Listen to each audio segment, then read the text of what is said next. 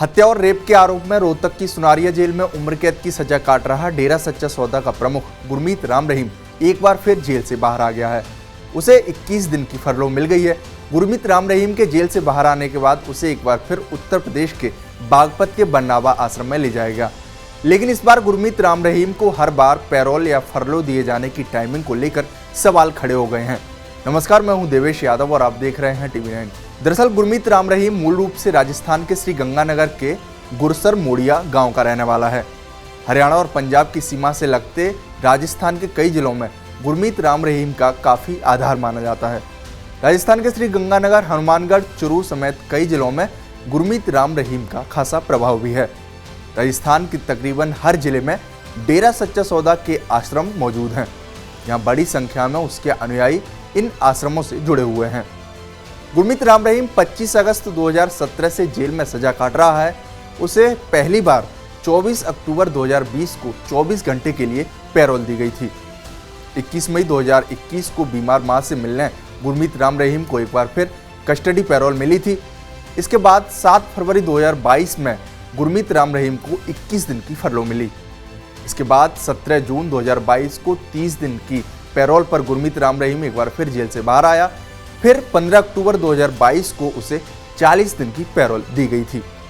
2023 में 21 जनवरी को 40 दिन की पैरोल मिली। उसके बाद 20 जुलाई 2023 को 30 दिन की पैरोल गुरमीत राम रहीम को दी गई थी। लेकिन इस सबके बीच कई मौके ऐसे रहे जिसमें गुरमीत राम रहीम को पैरोल या फरलो पर जेल से बाहर लाने की टाइमिंग पर सवाल खड़ा किया गया। राजस्थान में 25 नवंबर को वोटिंग है।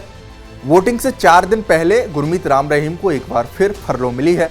फरवरी 2020 में पंजाब विधानसभा चुनाव से पहले गुरमीत राम रहीम को पैरोल मिली थी। इसके बाद हरियाणा निकाय चुनाव के दौरान भी गुरमीत राम रहीम पैरोल पर बाहर आया था और लगातार ऑनलाइन सत्संग करके शक्ति प्रदर्शन कर रहा था।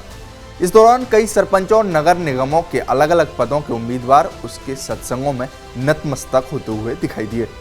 हरियाणा में आदमपुर और सिरसा की एलनाबाद विधानसभा सीट पर हुए उपचुनाव के दौरान भी गुरमीत राम रहीम को ठीक चुनाव से पहले पैरोल दी गई थी।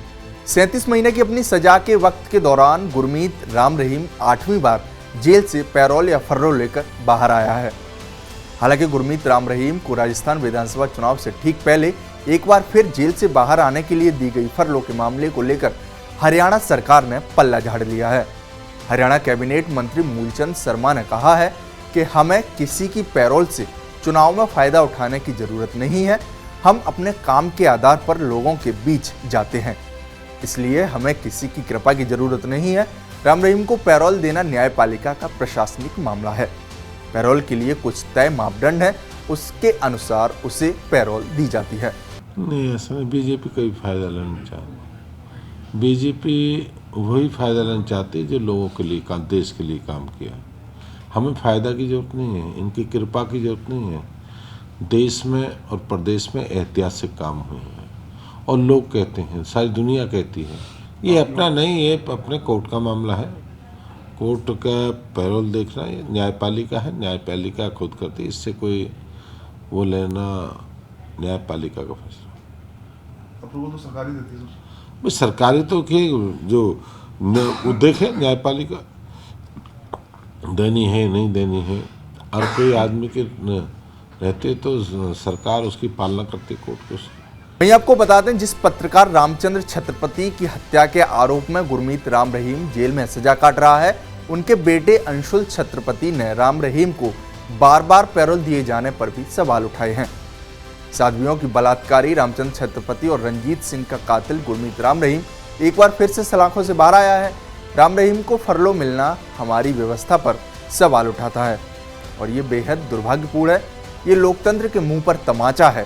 अदालत चाहे कोई भी फैसला सुनाए, लेकिन कोई ना कोई रास्ता निकालकर राम रहीम जैसे अपराधी बाहर आ जाते हैं।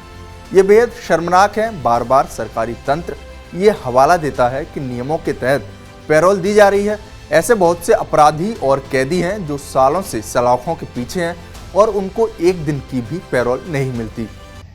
साध्वियों का बलात्कारी और पत्रकार रामचंद्र छत्रपति और रंजीत सिंह का कातिल गुरमीत राम रहीम डेरा सच्चा सौदा का प्रमुख एक बार फिर से सलाखों से बाहर आया है। 21 दिन की फरलो पर तो ये कहीं ना कहीं हमारी व्यवस्था के लिए हमारी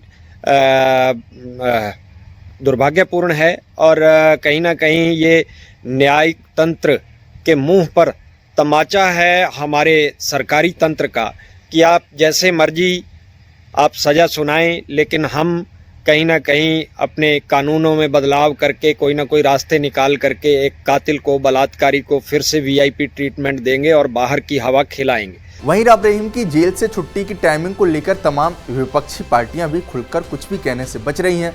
अब देखना होगा कि आने वाले समय में ये मुद्दा कितना तूल पकड़ता है। आपको हमारा वीडियो कैसा लगा हमें कमेंट बॉक्स में जरूर बताएं। साथ ही हमारे चैनल को सब्सक्राइब करना न भूलें। धन्यवाद।